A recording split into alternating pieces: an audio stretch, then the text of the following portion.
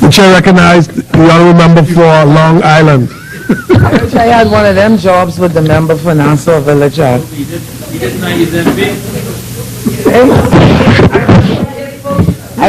I want Long Island to feel me. Oh boy, what a difference a day makes. Thank you very much, Mr. Speaker. Thank you very, very much for giving me this opportunity to be able to stand here in this most honorable and hallowed place. As you know, whenever I stand to my feet in this house, I stand here on behalf of the wonderful and industrious people of Long Island. And it is on their behalf that I speak first and foremost. Mr. Speaker, before I get into the midterm budget review, I think it's only fitting that I take a few moments to pay respects to a few outstanding persons who have passed, whom I know quite well. I did not have an opportunity personally to extend condolences to the chief clerk of this House, Mr. Maurice Tynes, on the passing of his wife Paula, whom I have known for many years. And I understand that Dr. Franklin Walkeen's mom, Mrs. Edith Walkeen, has also passed, a woman who has probably known me longer than I've known myself. And I'd like to extend sympathies to both Dr. Franklin and his sister and all of the Walkeen family. And last but not least, 2 weeks ago we learned of the death of my aunt, Princess Grant Butler, and assumed she had died of natural causes. I'd like to express my sympathy to my cousins who are going through this very difficult period. We now found out that she absolutely did not die of natural causes. But, you know, please pray that we have strength as we move through this. And I pray for the strength of her children and her grandchildren, whom she raised as a second set of children. Mr. Speaker, as I stand here today, as I spoke of my privilege to be able to speak on behalf of the people of Long Island, I am baffled after listening to the Minister of Finance's mid-year budget communication. To me, it is clear that either the minister's head is either still up in the clouds or perhaps stuck in the sand. Clearly, he seems to be abysmally out of touch with the real state of affairs in our Bahamas. Unemployment is up. Taxes have skyrocketed. Food and other basic necessities are now more expensive than ever. And of course, we're still afflicted with the plague of violent crime. You know, Mr. Speaker, just this past weekend, the 17th person was murdered this year, and I wonder if there's any chance that the minister can tell the nation what his government is doing to find a policy to combat out-of-control violent crime on our streets, in our homes, and in our communities. But, Mr. Speaker, yet the Minister of Finance is singing a happy song and doing a happy dance. He should leave such entertainment to the singer Pharrell Williams, who says, "Don't worry, be happy. Don't worry, be happy. Maybe things look cherry and rosy." I guess, yes, the other one. Okay, well, you know which one I mean. Just happy. Be happy, don't worry. Maybe things look cherry and rosy to the Prime Minister when he's up in the air, you know, with his entourage, flying over God's creation. I must say the Bahamas is beautiful from up there, wining and dining, while Bahamians are having a tough time down here on earth, making ends meet. Talking about flying, Mr. Speaker, you know, how can our Prime Minister take an entourage to China for high-level meetings when in nearly 3 years now, they still have not found the time to appoint an ambassador to that country? That borders on insulting for the country with whom we are so extensively involved. I wonder what the Chinese are thinking about that.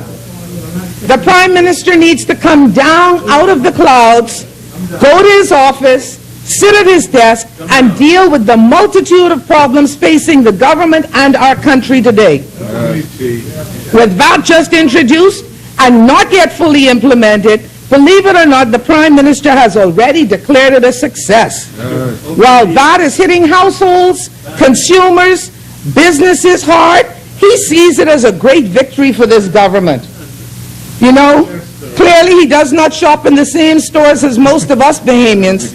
Shelves are noticeably less well-stocked. Yes, people are still buying food, but what choice do we have? Have a look at the plant and gardening stores. Look at inventory at furniture stores. What has happened to Bay Street shops? Shoot, you can't even go to the store, the produce store in Long Island to buy stuff. Their shelves are empty. Oh, Mr. Speaker, now that they have even more money to play with, more money to waste hiring useless crony consultants, more money for unnecessary travel, more money for outrageous no-bid contracts, more money to waste with little to no accountability. Just like that, approximately $20 million in untendered contracts in Andros. This government is set to go on a spending spree that will most likely benefit certain family, friends, and lovers. And the same thing is happening in Long Island, Mr. Speaker. Every government contract that is being awarded, every government contract in Long Island that is being awarded untendered. And you can almost, with your eyes shut, say who the individual is who's getting the contract. That sounds familiar. The more money you give this wasteful and unaccountable government, the more money they will squander.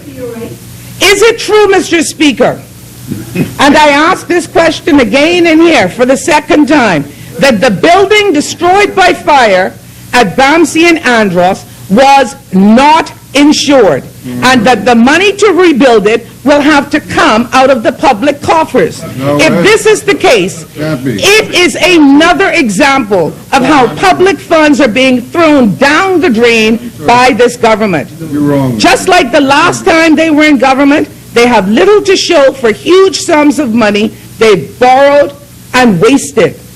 Now, the Prime Minister is making all manner of new promises. My advice to Bahamian people is simple. Memorize on the point of order. Hold the time. The chair recognizes the member for Michael. I don't intend to interrupt the member, but she spoke to the question of the insurance on the building that was burnt by fire. I said in Parliament before, and I repeat for her edification and those who care to listen, we had a contract on that building, and the contract was still in force. When the contract was signed, Mr. Speaker, there was an all-risk building insurance at the time of the contract having been signed. The contract was still in force, so I have to say that the government was not negligent. If there is any negligence at all, Mr. Speaker, we will soon know, and it will have to be at the feet of the contractor, because the building had not yet... No? Members, honorable members. We are seeking to find answers, Mr. Speaker, but I don't know the exact answer to the question whether it was insured at the time of the fire. I only give the public what I know. When the contract was issued, it was a requirement that the building be insured. Because the building was not yet finished, the government had no obligation outside the contractor's obligation under the contract to ensure that the building was insured. And so from my vantage, I will say this: if the contractor did not have insurance, it seemed to me that will be his problem, because it's on the contract. I don't know how the government will deal with it. We haven't gotten that far yet. But I know it was an obligation on the part of the contractor to have contractors all-risk insurance during the construction of the building. And that's as much as I know today. Very well. But if I find out anything else, I'll be happy to say so. Thank you, honorable member. Thank you. Member for Long Island. Mr. Speaker, I have no idea what that was all about. I asked a question, and the minister stood and still did not produce an answer. So I'm going to place that question back on the record, because we, the Bahamian people, need to know if the contractor actually had insurance on that building that was being constructed. That is still unanswered after all of that talk. Yes or no? That's a simple one. One thing, You saw the... I have advice for the Bahamian people that is simple and clear. Before they tell you what they're going to do, make sure they show you what they have done. Before they tell you what they're going to do, let them show you. Let's have some show and tell. Let's see what they've done. Mr. Speaker, the Right Honourable Member for Centerville seems to be living in the land of make-believe. It is a world where he believes his own rhetoric. Don't forget that this is the same man who promised to double the national investment in education. Well, the country knows that that was all talk. Not one school has been built in nearly 3 years, but the fees at the College of the Bahamas have been increased, making it more difficult for Bahamian students to get a tertiary education. Now, this is interesting.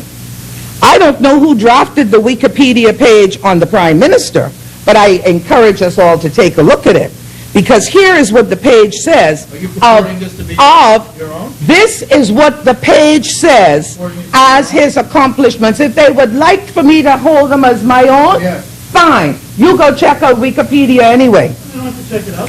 Member for Long Island, continue to address And the I chair. quote from Just Wikipedia, address the chair. Mr. Speaker.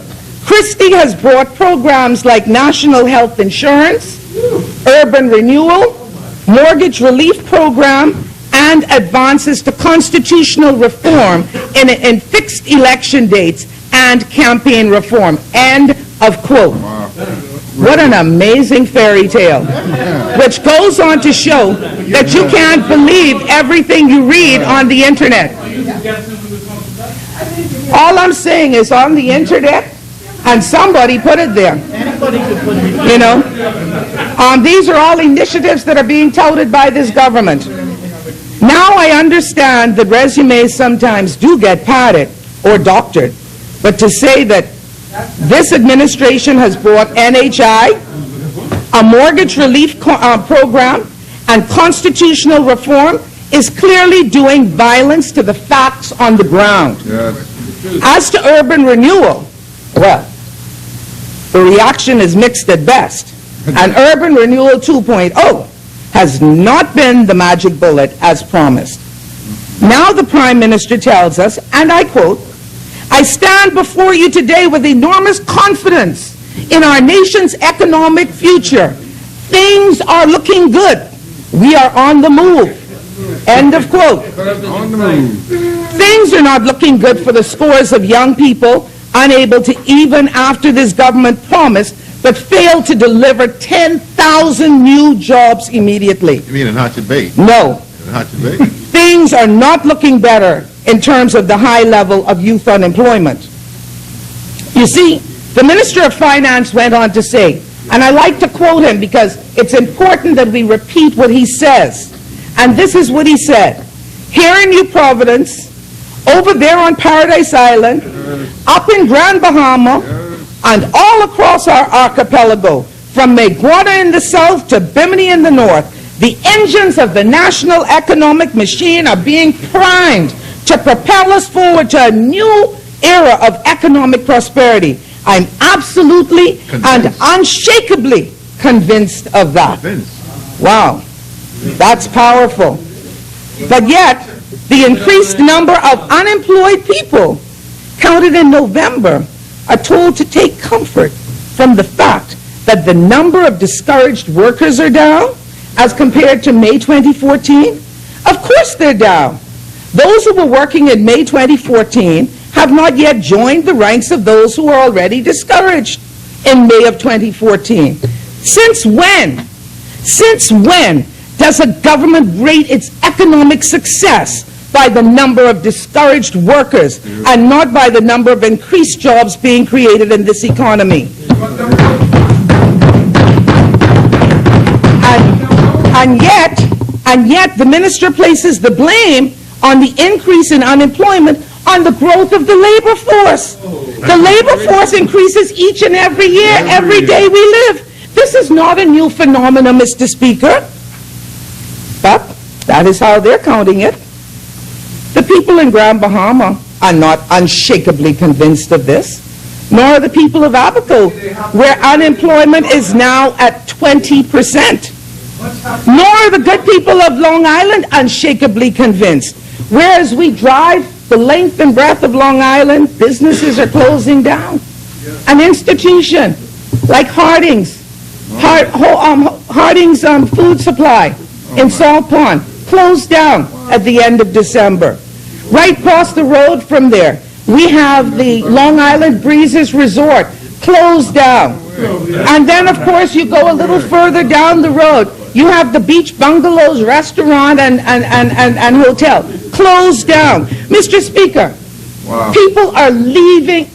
I concur 100% with the member for South Andros. There is nothing that is helping Family Island development. We're not making it easier. And we talk about things are looking better. Ask Long Island. Nor does it seem that the people of Eleuthera and many of the other family islands can have this unshakable convincing by the Minister of Finance. I recall the recent leaked letter by the member for South Eleuthera, a minister who sits at the cabinet table every week with the Prime Minister, complaining about all of the PLP's unmet promises in his constituency. Well, I guess Long Island, we done, because we ain't even sitting at the table. And we can't get nothing done. If Eleuthera can't get anything done, Long Island must be finished. And then to top it off, our radio station, which the people pay for, there's a talk show host where people call in and try to vent and talk about the complaints and the problems they have, and one talk show host tell them they must go climb a coconut tree and go rake salt to live. Wait, what? That is the sort of stuff that, you know, our people are having to endure in these family islands. Now, I do understand that the host has since apologized. But, you know, we must be very careful when you're talking about the livelihood of people and people trying to survive. But, you know, Mr. Speaker, the Prime Minister's happy talk went even further. He said, and I quote, "The sunlight has broken through the clouds. Bright days lie before us. We are standing tall. Our heads are held high. Our hearts are brimming over with faith in our country and optimism about our future." Yes. Well, for the many who never got the mortgage relief promised by this PLP, that sun is still hidden behind some very dark clouds. For the many who have no health insurance but were promised such help and hope, that sunlight has not yet broken through the clouds. For those who were told that Urban Renewal 2.0 would help to break the back of crime, that sunlight is still hidden by some dark clouds, and the hearts of thousands are not brimming with faith in this government, and they're not optimistic about the future. But of course, the side opposite likes to make up facts, just as they did the last time they were in office, claiming to have created more jobs than were actually created on their watch.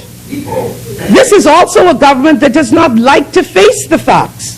When the unemployment statistics were released recently by the government's own Department of Statistics, no less a person than the Deputy Prime Minister astonishingly said, and I said this the last time I was in here, that he did not believe, but he would grudgingly accept. No, he'd look at it closer. Oh, he would look at them a little closer. Mr. Speaker, I remind the House of these facts. Let me remind you, this is what the Department of Statistics said. The national unemployment rate has again risen on this government's watch, up from 14.3% in May of 2014 to 15.7% in November of 2014. Unemployment has risen in both New Providence and Grand Bahama. In New Providence, unemployment grew from 15% to 16%. And in Grand Bahama, it increased from 14.7%, listen to this, to 18.6%, a huge leap.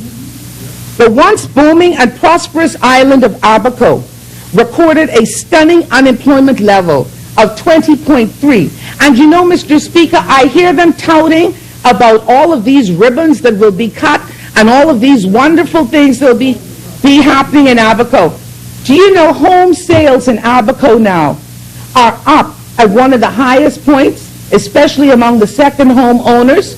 Do you know that people who had migrated to Abaco are now migrating back to New Providence because they cannot find a job? And they say that things are booming and ribbons are cutting. I tell them, this is what it's all about. In January 2015, the Department of Statistics reports that there are 31,540 persons unemployed. That's 2,415 more than was unemployed when the F&M left office in 2012. But despite all of this, the Prime Minister has the gall to say that we should applaud his government despite its failures. We cannot applaud this, Mr. Speaker. Unmet expectations, broken promises, big talk, little action. How can we applaud that? Despite his broken promise to double the national investment in education, when he was leader of the opposition, he said in his recent communication that the government intends, and I quote, to expand our investments in education. Here we go again. It's so amazing. Mr. Speaker, please allow me just to say a little bit more about national health insurance and about how the government abandoned those needing mortgage relief. No, about 7 people. As far back as its 2002 election platform, the PLP promised national health insurance. Over a 5-year period, they failed to deliver. They promised it again in 2012. Even said it would come on stream in this first year. No, members. There's a member on the floor.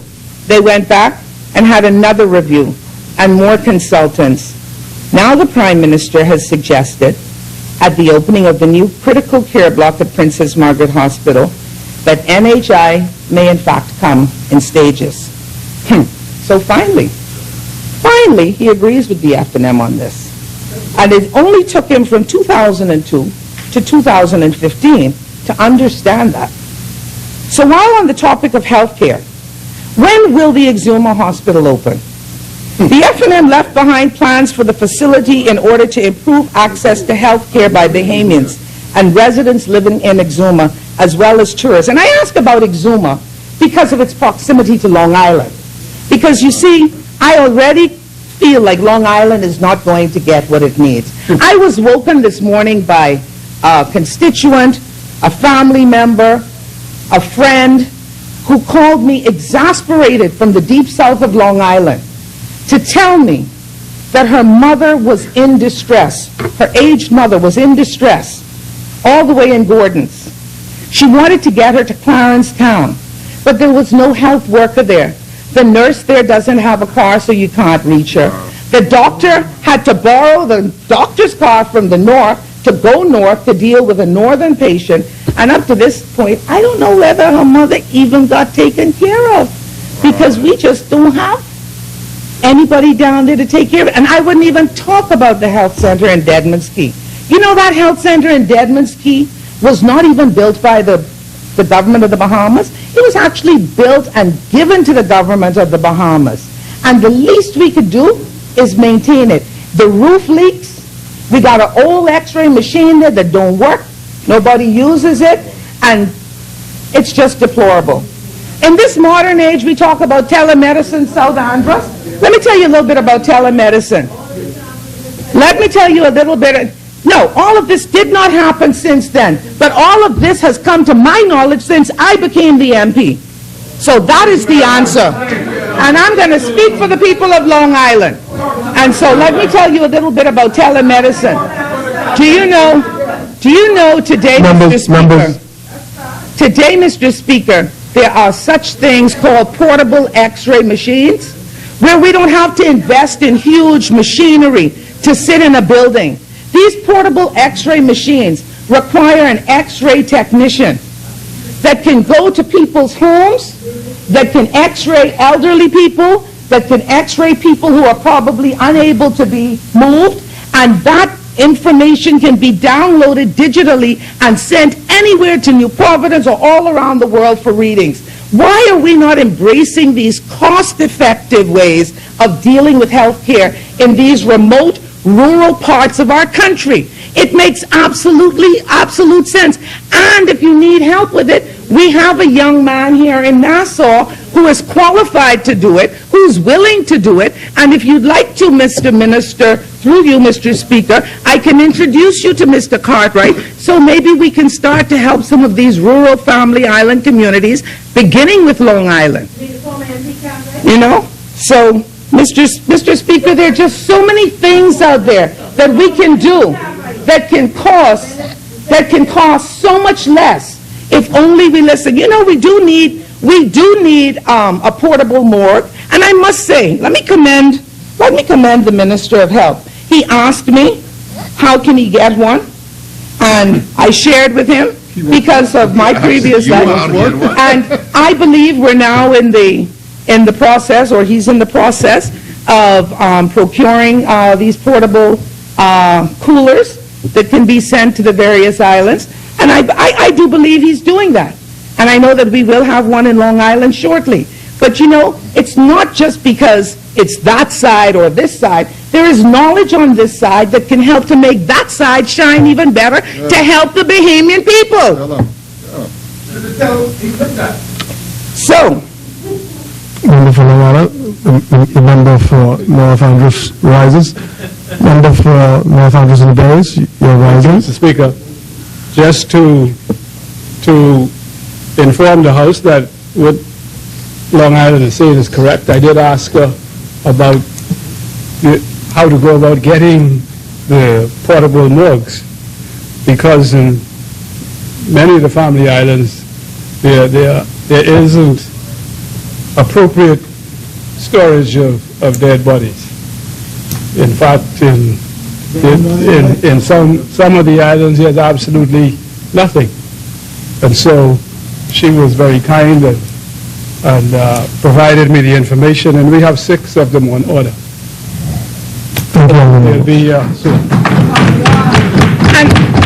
Member for Long Island. and that's the type of corroboration that we can have in this place if people are sometimes willing to share and listen. Because we can also help to make health care more affordable and within reach of these rural communities which so many of us represent. And so, yes, I thank you. But you know, ain't everybody on your side like you. You know, some done stubborn, you know. Through the chair. And Through the so, anyway, while we're on the topic of health care, I just want to say that, yes, we need vehicles for the nurse. We need an extra car for Dr. Carter, an amazing Bahamian woman. I must tell you, she works 24/7. She does the length and breadth of Long Island when it's only her one there. I know she ain't got no problem with doing that extra thing, or nobody knocking on her door all hours of the night. So I commend her. The people of Long Island love her, but we need her to have a car so she could get to the people, because the people believe in her. And I hope that my dear cousin from the Deep South was able to get some medical attention for her aged mother today. But thank God that there has at least been an opening ceremony for the critical care block. But when will it start receiving patients? That is the critical question. Mr. Speaker, the Right Honourable Member for Centerville is bright. Member for Long Island yields. Shall I recognize member for North Andros and the Berries once again? I don't know where, thank you, Mr. Speaker. I don't know where the idea came from that the critical care block is not open. The critical care block is a block. Right? And so there are distinct areas. It has been opened for months because on the bottom floor is the lab. There's the neonatal intensive care that has been open for months. and it was only the adult section that had not been opened. That is the adult section, the top floor, and is now open. Member, you've completed your intervention. It is now open. Very well. Thank you, Honourable Member. Member for Long Island, you may continue. Well, that critical question is now critically answered, and that means that all critical care is taken care now in the critical block. All. That's answered improperly. I just want to know, I want to place here on the record that the critical care block is open in all facets to take care of all the critical care needs in New Providence, as stated by the Minister of Health, that is fully operational. Okay, I'm glad to know that. Not a telephone much, because that's incorrect. The member yields. The chair recognizes member for Berlin Grandstown. What the minister's answer is, but we all know that there may be more critical care cases in the hospital than there are beds in the unit. So I don't think that he could swear that is the answer. No, it's important. It's important because, you know, if you have 311 babies and you only have 2 beds, you only have 2 beds. Very well. Thank you, Honourable I'm Member. glad the member for Baines and Grandstown brought greater clarity, but anyway, I just want... The member for North Andros, in his capacity as Minister, rose. Chair recognizes member for North Andros and the Berry Islands. The leader of the opposition should know better. I should excuse the member for Long Island. In opening a new unit, you cannot transfer, or you should not transfer, ICU patients that have been in hospital for 3 months or so into the new unit. Okay? You really should do it by phasing it in and having new patients go into the new unit and disposing of the old patients from the old unit, if possible. And so, I do believe there are 1 or 2 people in the old unit still, but the majority of people are in the new unit. Thank you, Honourable Member. You know, this Member for Long Island. opened a beehive of activity here, but, you know, I didn't ask anything but who was transferred from where, you know. It really doesn't matter to me, Mr. Speaker. I ask one straightforward question. Is the critical care block fully functioning and operational? If they still have people in the old ICU unit, well, you know, maybe that's something they have to deal with. But I just want to know whether it was open and working. And so, anyway, so that's the critical question. Anyway, I want to go on. Let's move on from there. The Right Honourable Member for Centerville is bragging about Bahamas as if it's mostly his accomplishment alone. He was unable to get it off the ground when he was last in office. Then it was left to the F&M government to renegotiate the deal and get it started. You know, the minister takes credit for Bahamas. That's a little laughable. But words to the fact that he is bringing to fruition a project that the former government could not bring to fruition. Is he serious? He left, listen, let me tell you what they left, Mr. Speaker. They left an incomplete heads of agreement for a project to be funded by financiers who actually walked away from the table. The project was rescued by our administration, which did not only have to conclude the heads of agreement, but carry out the necessary land transfers, including deviated West Bay, Honourable members, to make the project possible and to navigate the identification and signing by new funding agents, who then became the China Export-Import Bank.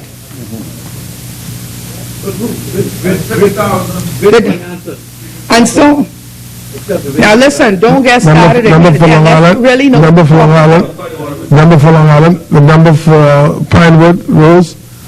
Appreciate, Mr. Speaker. Mr. Chair recognizes the member for Pinewood on your point of order. You have the floor. Yes, I'd just like to know, in their renegotiation and refinancing of the Bahama project, whether or not they were responsible for first attracting the Chinese to the Bahamas.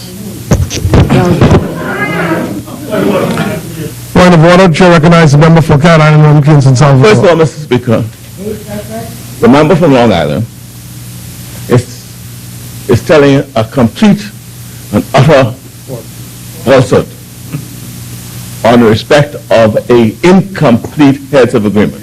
I'd rather not use the word falsehood. Which one would you like to?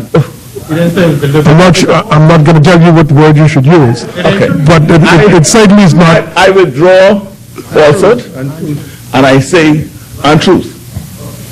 And I say that's We're all honorable. Nobody tells untruth in here. I withdraw that. None of us tells untruth in here. I withdraw that. The member. The member has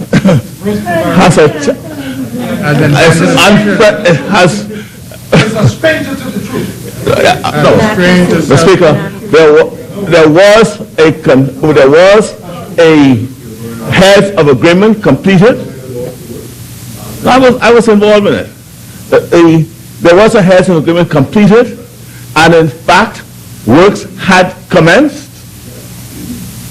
And in fact, the member, if she wishes, I laid a letter on this table in the House, right?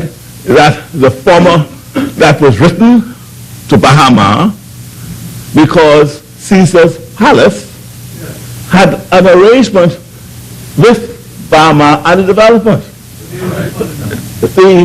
The previous administration, the Prime Minister himself said publicly That they didn't have the money. no, publicly, that he did not support the project. He said that publicly. And thought. Publicly. And in fact, because of his public utterances, which was mentioned in the letter written by Caesar Palace to justify their pulling out of the arrangement with Bahama, it was laid on the table in this House. That's what happened. What happened is that the project, as was settled by the Christie's administration, fell victim to their stop, review, and cancel policy. And I go further, Mr. Speaker, on the question of the Chinese workers and funding, right? The previous administration washed their hands off the deal. The truth be told, the developers was running around the world trying to find funding. They found themselves in China, right? And in the absence of the government, who had no interest in it, they went ahead and struck a deal with the Chinese Exim Bank, and then came to the government. And because of the then financial crisis we found ourselves in, we needed something. That's why The Chinese are here. the Chinese were here, The workers. and that's why the workers are here. And all you need to do is check the section 8. Thank you. I'm standing the record straight, Mr. Speaker. Yes. I'm standing the record straight because she's told a deliberate to mischaracterize. You've stated the facts. You've stated the facts. Very well. Member for Long Island, the member stated the facts, who was intimately involved, and it seems to be completely diametrically opposed to what you have asserted. Mr. Speaker, because the member of Parliament happened to be a practicing attorney at that time, and he stands in here to say that he presents the facts, I am so sorry. Those facts are not the facts. I know them. Very well. And I will stand by what I have stated. Member for Southern. Very well, member. Just take your seat. Resume the seat for a moment. I laid on a table in this House, right? For the record of this House, the letter that was written to Bahama by Caesar's Palace, stating why they were pulling out. Right? I'm speaking as I'm intimately involved. I was intimately involved because I was a member of Parliament in this place. Right? And in fact, there was a committee formed to discuss the whole arrangement because they wanted our support. Well, thank you, honourable member. Member for West Grand Bahama, Benin. Yes, Mr. Speaker. Point of order, Mr. Speaker.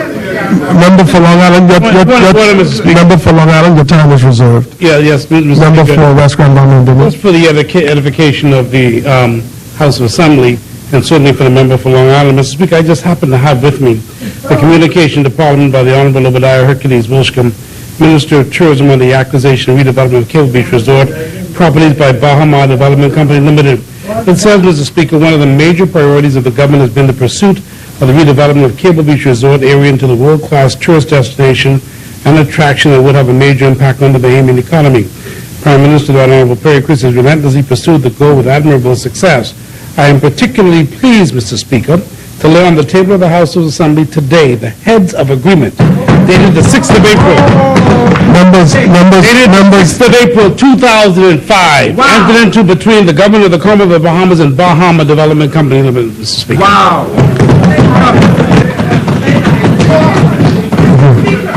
Both of them failed to say in this House of Assembly today, yes, a head of agreement was done, but they failed to talk about the side letters which were not made public. And so it had to be revised. So there was not a complete heads of government. They had side letters that had to be renegotiated on behalf of the Bahamian people.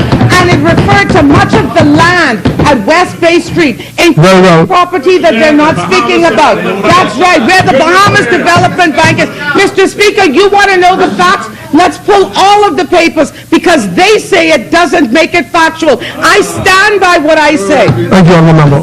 Thank you, honourable member. Member for West Grand Bahama, Benin.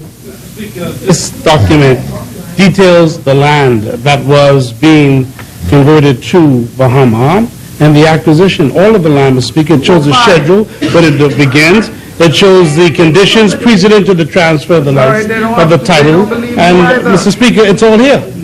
It's all here. Obviously, the member for Long Island is unaware of this document, and obviously the member of Long Island has not read it, Mr. Speaker. She has not read it, Mr. Speaker, and I believe... Members, the chair needs to hear the member. The member said there was not a heads of agreement. That was her substantive point. The substantive point was, you said that, but here is evidence of the heads of agreement, Mr. Speaker, and we laid it on the table of this House of Assembly on the 6th of April, 2005, Mr. Speaker.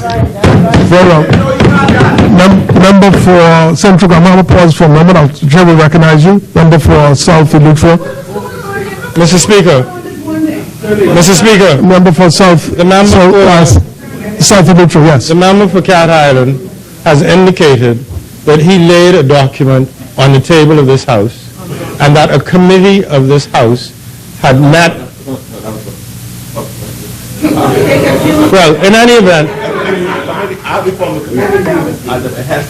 the point of the matter is that it is a matter of the record of this House what is laid on the table of this House. To the extent that that is within the purview of this House and it is under your jurisdiction, you can retrieve it and whatever that record says ought to be binding on members present.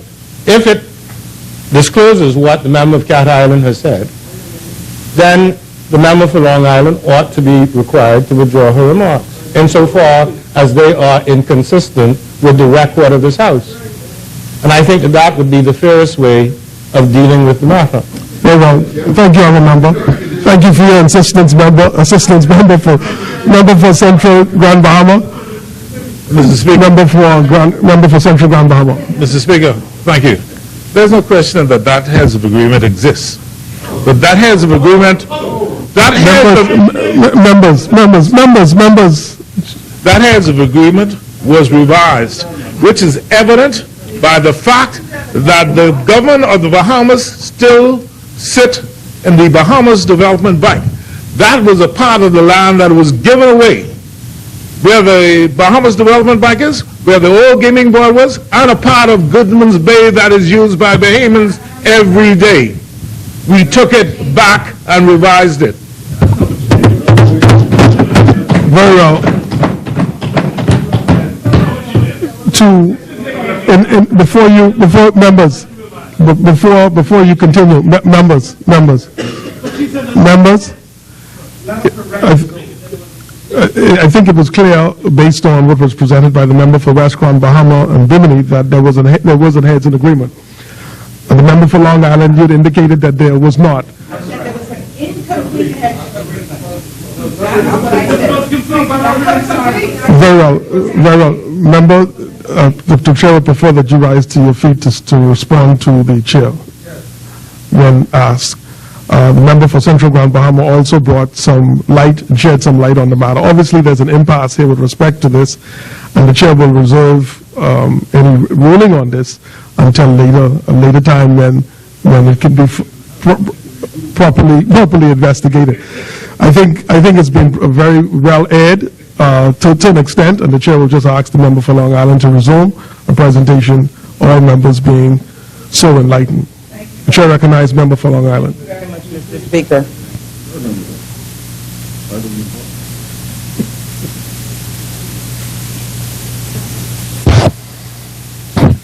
In any event, Mr. Speaker, it must be appropriate to acknowledge the part played by both the PLP government and the F&M government with regard to Bahama. But the Prime Minister's head must really be in the cloud if he believes that Bahama is solely his accomplishment. People have plenty of ideas in their head, but it takes a do-something government and a do-something Prime Minister to get things done. Like the Thomas A. Robinson National Stadium, like the straw market, was the result of hard work by the F&M, as was the relocation of the Nassau port. It was the F&M that dredged the Nassau harbor over the objections of some of them in order to accommodate Members. the largest cruise ships in the world, so the present Minister of Tourism could now brag about how many tourists are coming to the Bahamas. Why a cruise ship? The PLP talked about the new National Stadium. They talked about the new straw market. They talked about moving the container port. They talked about dredging the harbor. They talked about building the new airport. They talked about building schools. They talk, and they talk, and they talk, but they accomplished very little. Talkers they are. Doers they're not. We are the do-something party, and they are the talk-something party. So, Mr. Speaker, the proposed normalization, you know, Mr. Speaker, they say sometimes, you know, when you throw a rock, when you get plenty noise, you hit something. There's plenty noise coming back, and all they're doing is talking. The proposed normalization of diplomatic relationships between Cuba and the United States will have far-reaching ramifications for our Bahamas, politically, economically, and in areas such as immigration. The normalization may be beneficial to the Bahamas, but it might also pose some challenges. To prepare for this day, the F&M worked hard to improve tourism amenities, such as the new Lyndon Pindling International Airport, the dredged harbor, the new Gateway Road project, the new road corridors, the new straw market, and other amenities. The F&M proposed in our 2012 manifesto 3 projects that would further help to improve our tourism product, including more opportunities for visitors to experience more of our culture and heritage enterprises related to year-round Junkanoo and other cultural and heritage experiences. As the Shadow Minister for Labor, I would like to add my voice to that of the Leader of the Opposition, Dr. Hubert Minnis, on behalf, and also our party chairman, Michael Pintard, and others who have expressed multiple concerns about the various aspects of this carnival. The notion of a foreign act, not even remotely related to Junkanoo, as the highlight and main attraction of a Bahamian festival is even more proof that the PLP does not believe in Bahamians.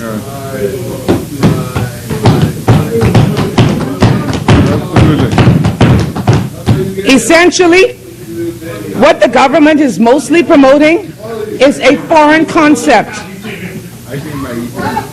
that will prominently feature non-Bahamians instead of a genuine Bahamian cultural festival. Mr. Speaker, again I say, with his head in the clouds, the Prime Minister is talking about all the supposed wonderful things happening in our family of islands. He speaks of the economic development of our various islands. The problem is that this government has a poor record of providing the basic infrastructure needed to spur development by assisting residents. It almost sounds like just what the member for South Andros was saying, with financial incentives and by attracting more domestic and foreign direct investment in the islands of the Bahamas. Our islands, Mr. Speaker, requires a systematic program of infrastructural development, from docks and roads to airports and seaports, and to that most essential element, potable water. Many in our family islands are hurting badly. You've heard me talk about it. Speak about it. They're not seeing or feeling all of these clouds breaking and sunlight bursting that the Prime Minister is seeing from his lofty perch in the clouds. You know, Mr. Speaker, the Prime Minister stated in his communication, and I quote, "the need to continue responsible management of public expenditure," I end quote. He might start by providing more details in his national budget. Instead of a detailed budget last time, we got a pamphlet with critical information missing. This isn't responsible management of public expenditure. The Prime Minister should provide greater details on those untendered contracts in Andros and how the funds at BAMC are truly being spent. And once again, I'd like to highlight all of those untendered contracts that are happening in Long Island as I speak. When are we going to get the truth on that letter of intent fiasco? What about the new $7 million for the roads in Andros? What about the tendering process for the new Ministry of National Security on JFK Drive? Of grave concern is the utter lack of transparency in terms of the future of BEC. This lack of information is so scandalous. We've seen this before with this government, with the Phantom Blue Water Company and BTC. The Minister of Finance is fooling no one with his talk about responsible management of public funds. This is a government that operates in the shadows, a government that arrogantly disregards transparency and accountability. The Freedom of Information Act, they say they're going to bring something and talk about it, but that, too, is long awaited. Approximately a year ago, I sounded the alarm on the National Intelligence Agency. This government continues to operate a clandestine and illegal domestic spy agency with no legal foundation or proper oversight, despite numerous broken promises by the member for Bain and Grantstown to bring the appropriate legislation to this House. In December of last year, the last time he spoke on this issue, he blamed the Attorney General's office for the delay in tabling the required legislation to give NIA a legal foundation. But yet, it operates. Mr. Speaker, even though these debates are about serious matters... Member for Long Island, member for Bain and Grantstown stands on the point of... The Speaker indicated that I blamed the Attorney General. I was merely asked why I wasn't here. I merely gave the reason. I was not blaming anyone. They would have us come here with a document that they would wish to criticize. I prefer us to come here with a document that is sound, that has the approval of the Attorney General, and that we will then pass. As simple as that. I'm not blaming anybody, and I don't want to be accused of blaming anybody because that suggests that I'm somehow misrepresenting the case. I'm not like her. She misrepresented the case a while ago and refuses to withdraw it. I'm not like her. I gave for a simple reason. Thank you, member. It's not a blame, it's just a reason why it's not here, Mr. Speaker. It's just a reason. It isn't done. Approximately 1 year later, We said we were going to have legislation. It's just not here because it's still in the Attorney General's office. But you know what, Mr. Speaker? Every minister has a portfolio, and within their portfolio and their purview, it is their responsibility to see that their legislation gets here. So, you know, that's the bottom line. Member for Green Grandstand stands on the point of order. What my responsibilities are.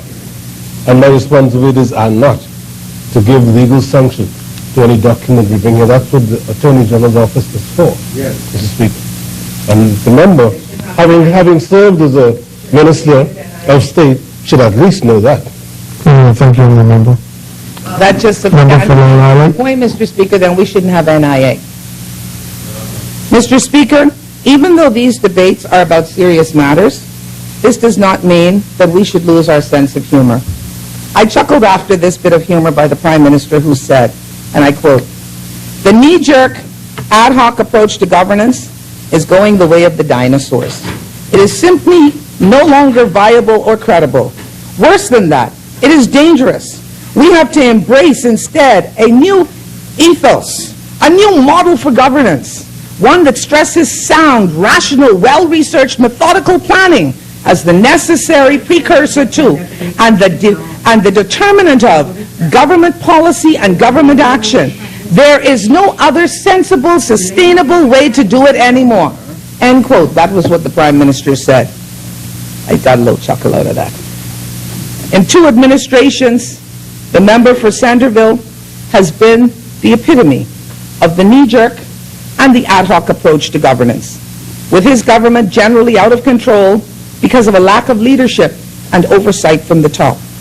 This government so often can't speak with one voice. So much for a new ethos and a new model of government. It seems that this Prime Minister thinks that if he says something, that it makes it so. Mr. Speaker, no longer can the Prime Minister bury his head in the sand if he so likes. He can continue to keep his head in the clouds, swirling with all kinds of dreams in the world of make-believe and delusion. But the country, the Bahamian people, cannot afford the pretend world in which our Prime Minister lives.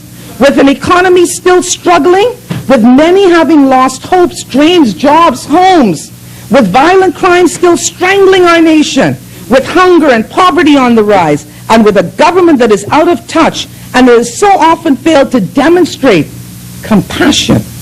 Instead, taking care mostly of, you know, the 3 F's, friends, family, well, the 2 F's and 1 L, the friends, family, and lovers. This is not a government to be applauded. Instead, this is a time to weep for our nation. Our nation has lost its way, and to bemoan a government whose indifference, whose incompetence are further harming our common good and our shared future.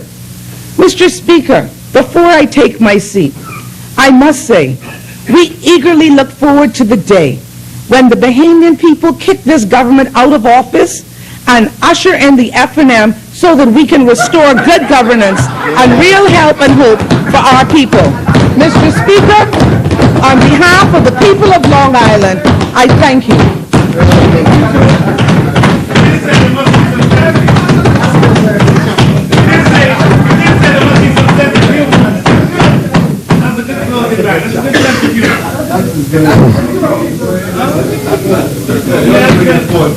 Thank you, Honourable Member.